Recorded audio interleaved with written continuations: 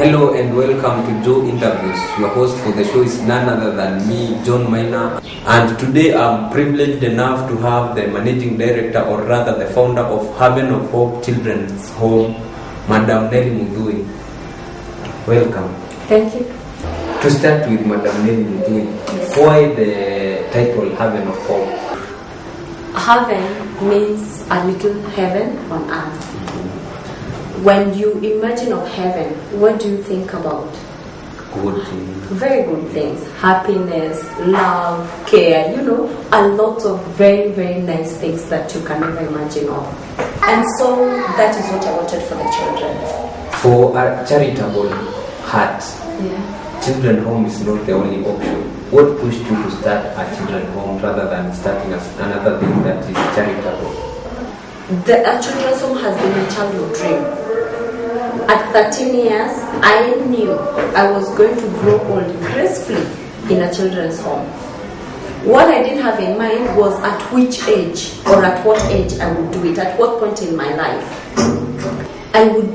Sometimes I would go to the post office and find letters that for my father, and they came from children's homes that he supported.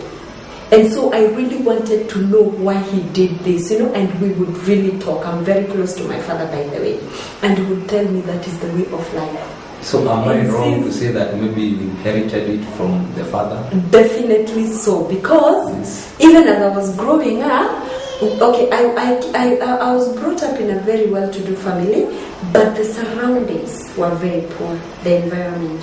We had slums around that area. And believe you me, I used to provide most of the food that those kids ate. Okay, kindly, shortly take my audience through the process of adopting kids and whatever. I got all my kids through the government via the children's department. Some of the challenges you go through, maybe in terms of maybe getting the kids or maybe keeping them in here.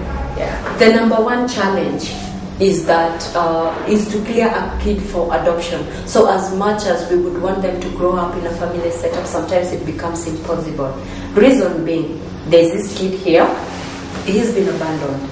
The mother did not even register at the registry because she came in labor. So the doctors must help her first to deliver. You see, before registering. She gives birth and she runs off. There's no information regarding this boy. His name is just the African baby boy. There's no information regarding the parent. So why will you ever get this mother to give consent that this baby can be adopted?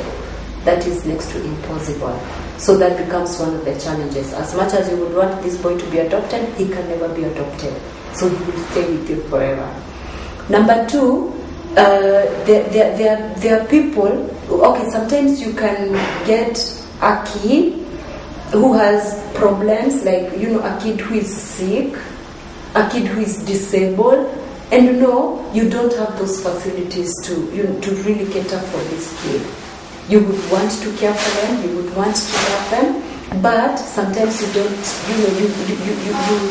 you are challenged in a way that you can't even get this kid out of the hospital, So it's either they stay in the hospital or the doctors look for another option of getting them a different home where these facilities are available.